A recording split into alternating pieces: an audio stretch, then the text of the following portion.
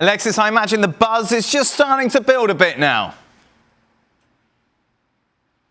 Yes, it actually is, Dan. And honestly, I want to say kind of 50-50, and I'll explain, because of course everyone is having the headlines that this is one of the biggest matches, of course, that England and Scotland have faced, with the stakes being so high in about 25 years. And you can bet that Scotland are taking this seriously, probably even more into the hype than England. I mean, the Mayor of London has basically warned Scotland fans, or urged them not to travel down if they don't have tickets. There's only 2,600 Scotland fans that we're expecting to actually be inside of Wembley. But guess what? That's absolutely not stopped them from traveling down. If you only saw King's Cross train station earlier on today, hordes of Scottish fans came down in their kilts, full-on kits, singing songs on the platforms. Today might as well have been match day. Plus, we are also hearing that in an effort to not attract so many Scotland fans, UEFA, and of course, they don't have any official viewing parties for the fans, but that again has not stopped them, because there's a little banquet hall just outside of Wembley that we're trying to get into, because word is that they are sold out. They've been selling tickets to get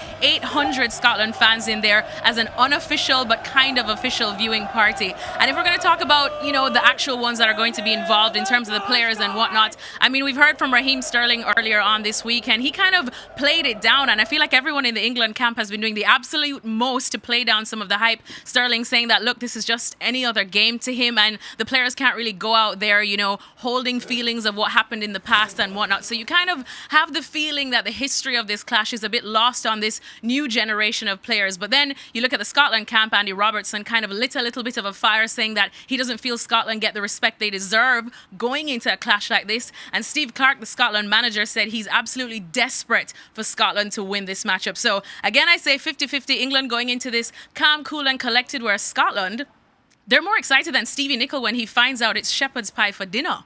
Well, every day is shepherd's pie for dinner. We know that, Alexis. Coming out of the Scotland camp, reports that Tierney will be fit. Meanwhile, for the England starting 11, everyone's got an opinion on it. Are we going to see any changes? Well, that's the question. I mean, everybody has been trying to pick up what the starting 11 is going to be like, especially that back line. But we have heard from Gareth Southgate earlier on today when he had a press conference with Harry Kane, and he did confirm that Harry Maguire, who has been out and sidelined with an ankle ligament injury for about the better part of 6 weeks, will be involved in the Scotland match tomorrow. Now, how, it remains to be seen whether he actually does start or whether he comes off of the bench, or, you know, whether he's just part of the squad that's going to be out there at Wembley tomorrow remains to be seen, because we know that Gareth Southgate does like to be quite cautious with things. And Harry Maguire actually came out and said yes, he's fit, but he's never really had an injury quite like this one before. So he's asked some of the doctors and he asked some of the players that have experienced this, and they've told him that, look, he's going to have to kind of play with some pain for a next couple of weeks at least and get a niggle here and there. So whether Gareth Southgate wants to risk him with that, we will see, because the word is that he was going to try reintroduce him for that final group match against the Czech Republic. But with the fact that, you know, the knockout stages are coming up fast and furious, and we are expecting England